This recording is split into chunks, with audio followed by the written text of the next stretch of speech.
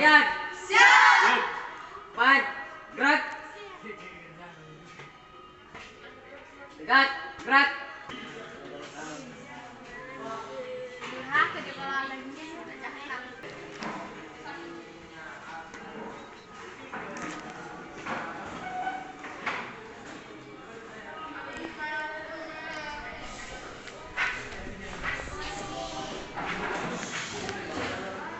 Aidil Akbar, Putri Kaila, Nabila, Nabil Muzaffar, Rabiansyah, Husna Ramadhani. Assalamualaikum warahmatullahi wabarakatuh. Waalaikumsalam warahmatullahi wabarakatuh.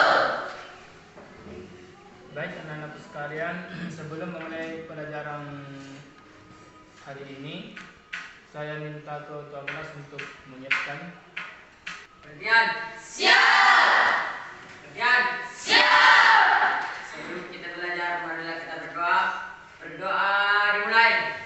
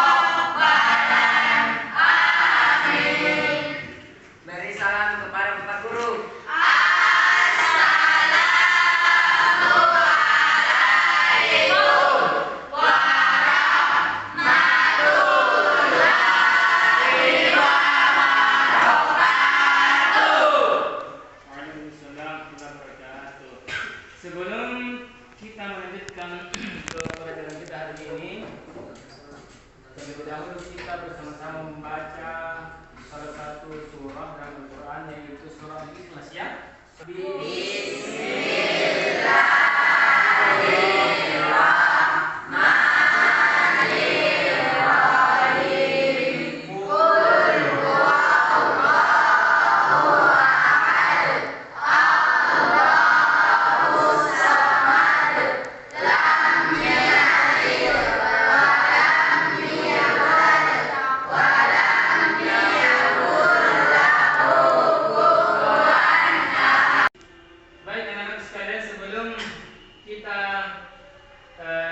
Memasuki materi pada hari ini tentang menghadirkan salat dan zikir dalam kehidupan. Jadi salat dan zikir itu penting untuk dihadirkan, ya, karena merupakan kewajiban kita bersama.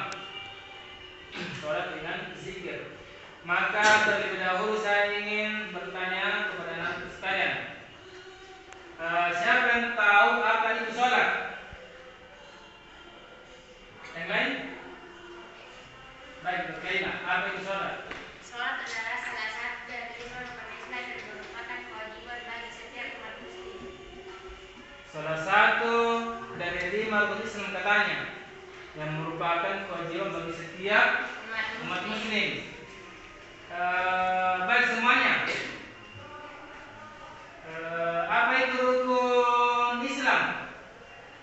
Mengucapkan yang kedua apa? Baik, yang ketiga. Yang ketiga, mengucapkan. Yang keempat apa? Berpuasa pada bulan Ramadan. Yang kelima, baik, saudara yang mampu. Jadi ada 5 rukun Islam.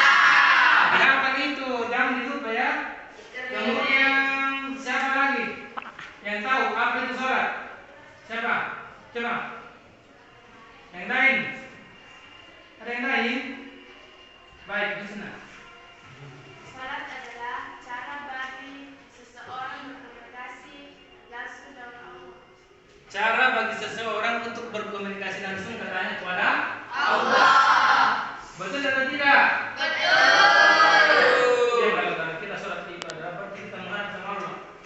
berarti kita sedang berkomunikasi kepada Allah. Selanjutnya zikir. Apa itu zikir? Apa yang kalian tahu? Apa itu zikir? Siapa yang tahu? Baik, Ilo, apa itu zikir? Apa yang kamu tahu kata-kata zikir? Zikir adalah ucapan-ucapan yang diucapkan untuk memuji Allah Subhanahu wa taala. Seperti Allah. Allah, alhamdulillah. Bagus ya. Jadi zikir itu adalah ucapan-ucapan yang dilakukan, yang diucapkan untuk mengingat Allah Subhanahu wa taala. Contohnya subhanallah, alhamdulillah, la ilaha illallah, Allahu akbar. Berzikir itu artinya mengingat Allah atau memuji Allah Subhanahu wa taala. Nah, itu penting diketahui apa itu sholat, apa itu zikir supaya kita bisa melakukan. Ya. Baik anak-anak sekalian, kita silakan dibuka bukunya. Silakan dibuka bukunya bab 3. Bab 3 ya, buka bab 3. Menghadirkan salat dan zikir dalam kehidupan.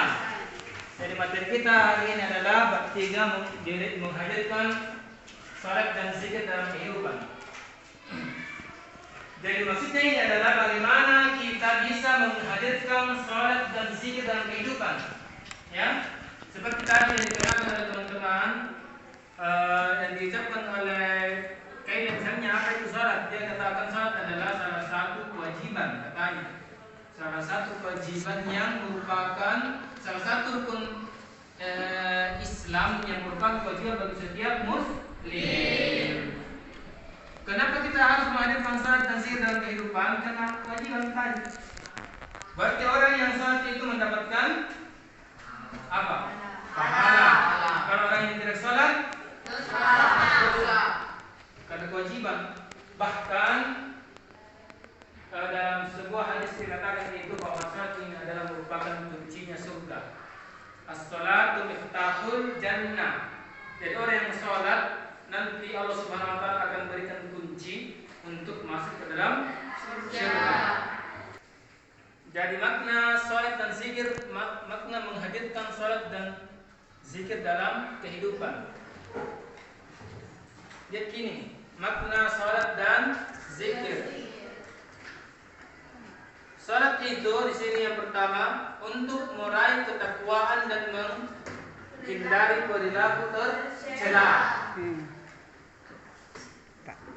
Jadi salat ini tujuannya adalah untuk meraih ketakwaan. Baik, sekarang kita masuki materi mari bertafakkur ya. Jadi anak-anak sekalian, saya ingin dengarkan baik. Saya ingin menjelaskan apa yang ada di dalam materi mari bertafakkur ini. Di dalam materi ini disebutkan bahwa ada ada 3 pokok bahasan di sini. Ada 3 pesan utama ya yang ada di dalam materi mari bertafakkur. Yang pertama perlu diketahui adalah bahwa syahadat di sini dikatakan adalah sebagai fondasi dalam Islam.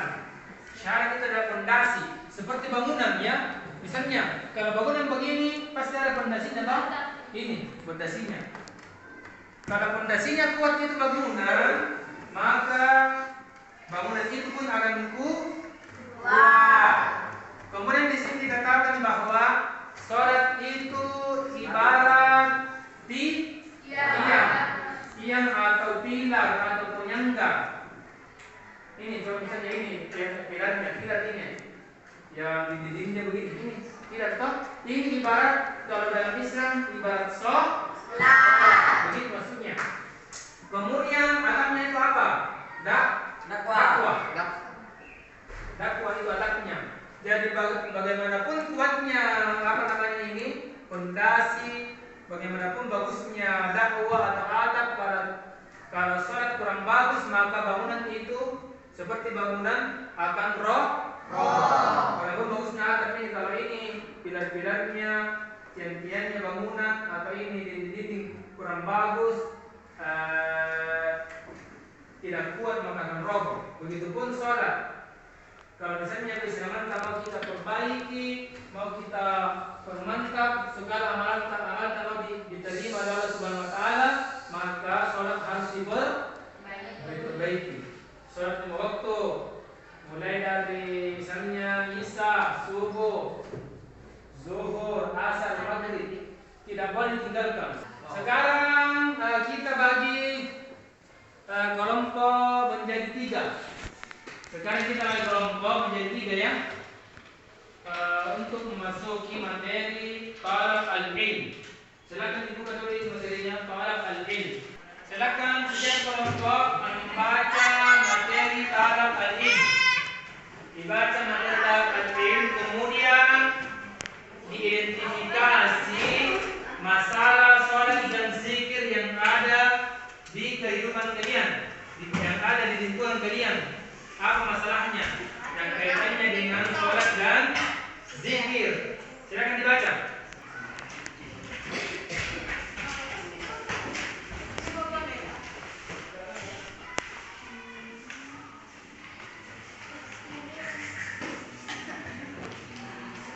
Baik, karena kita sudah membaca materi talab al-ilm, saya ingin bertanya kelompok 1, sudah selesai tugasnya? Sudah.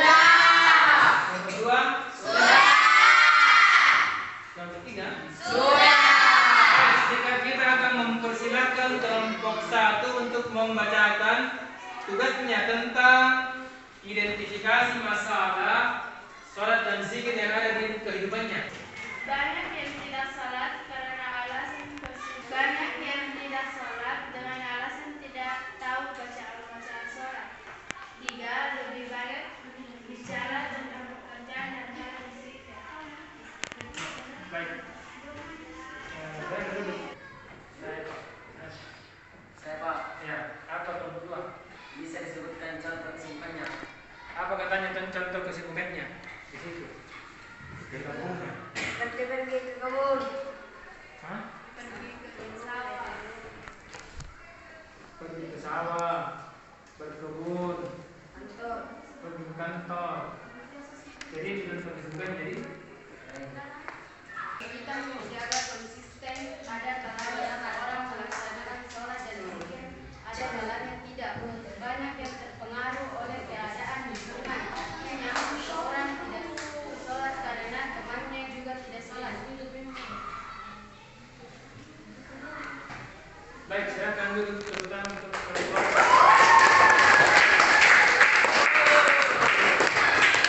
Sekarang kelompok 3 silakan naik membacakan hasil diskusinya.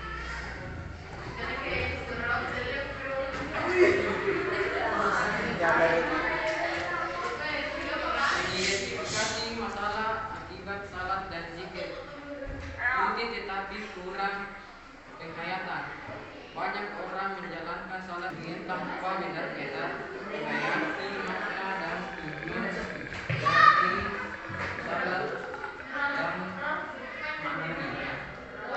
Terus zikir sebagai rutinitas bukan sebagai bentuk ibadah yang dilakukan dengan hati. Baik.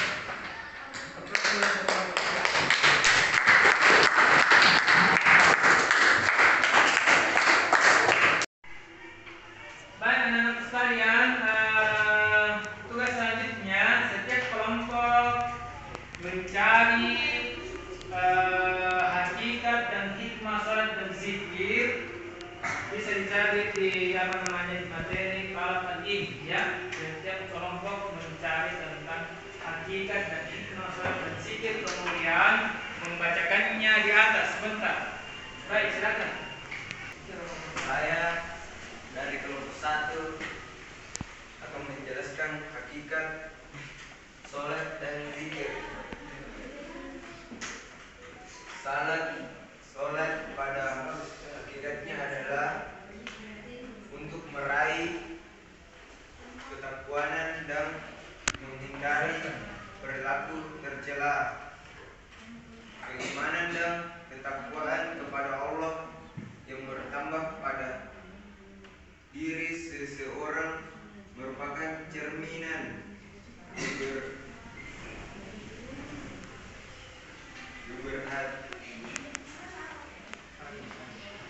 dari salah satu ibadah sholat dan dalam sehari-hari. Sedangkan hikmah melaksanakan sholat dan zikir adalah membiasakan seseorang pada perbuatan yang baik dan bermanfaat. Saya dari kelompok kedua akan membacakan hasil diskusi kami, yaitu hikmah sholat dan zikir. Tertanamnya akidah tauhid dalam jiwa seseorang, hubungan antara manusia dengan akan kerjaan baik, kedamaian, keamanan, dan keselamatan Allah akan diperolehnya. Baik. Baik anak-anak sekalian, sampai di sini dulu pertemuan kita hari ini tentang materi sholat dan zikir. Adapun kesimpulan yang bisa kita ambil dari materi kita adalah pentingnya kita melaksanakan sholat dan zikir secara konsisten, secara terus-menerus ya. Seperti yang saya ungkapkan tadi di awal materi, bahwasanya sholat itu adalah merupakan kewajiban. Jadi anak-anak sekalian tidak boleh di antara kita ada yang tidak melaksanakan sholat selama dia sudah